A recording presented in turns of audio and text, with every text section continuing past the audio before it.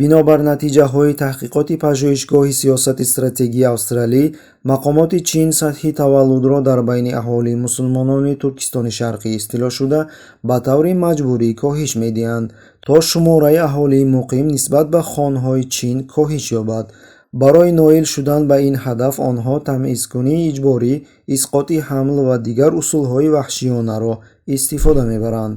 дар моҳи майи соли 2021 пажӯҳишгоҳи сиёсати стратегии Австралӣ натиҷаҳои таҳқиқотро пас аз омӯзиши омори аҳолии минтақаҳои Чин ва маълумоти ҳукумат нашр кард. ба гуфтаи онҳо, аз соли 2017 то 2019 сатҳи таваллуд дар минтақаи Туркистони Шарқӣ ба 48,74% коҳиш ёфтааст ва коҳиш маҳз дар минтақаҳое ки мусулмонон зиндагӣ мекунанд ба амал омадааст. дар мавриди минтақаҳое ки мардуми хон асосан зиндагӣ мекунанд, сатҳи таваллуд устувор ва дар баъзе ҷойҳо ҳатто афзоиш ёфтааст.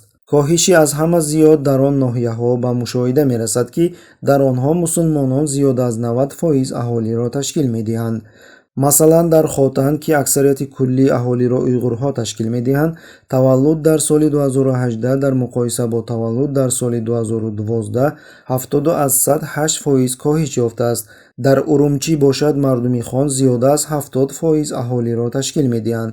сатҳи таваллуд дар соли 2018 нисбат ба соли 2017 25% зиёд шудааст.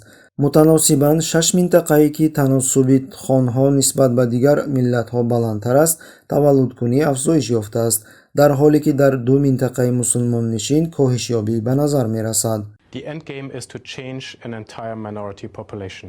дар моҳи июли соли 2020 олими олмонӣ Адриан Сенс ҳуҷҷатҳои ҳизби коммунистии Чинро омӯхта нишон дод, ки 80% тамоми спиралҳое ки дар бачадонҳо насб шуда дар соли 2018 ба минтақаи Туркистони Шарқӣ рост меояд, дар ҳоле ки аҳолии минтақа танҳо 1,8% аз шумораи умумии аҳолиро ташкил медиҳад.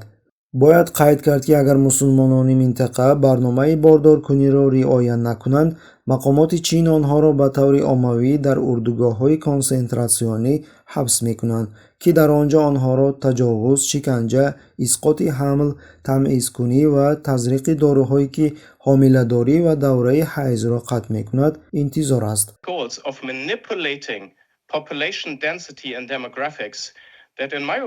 ёдрас мекунем, ки дар минтақа беш аз 1 миллион нафар мусулмонон дар урдугоҳҳои консентратсионӣ нигоҳ дошта мешаванд, ки мақомоти Чин онҳоро урдугоҳҳои азнавтарбиякунӣ меномад.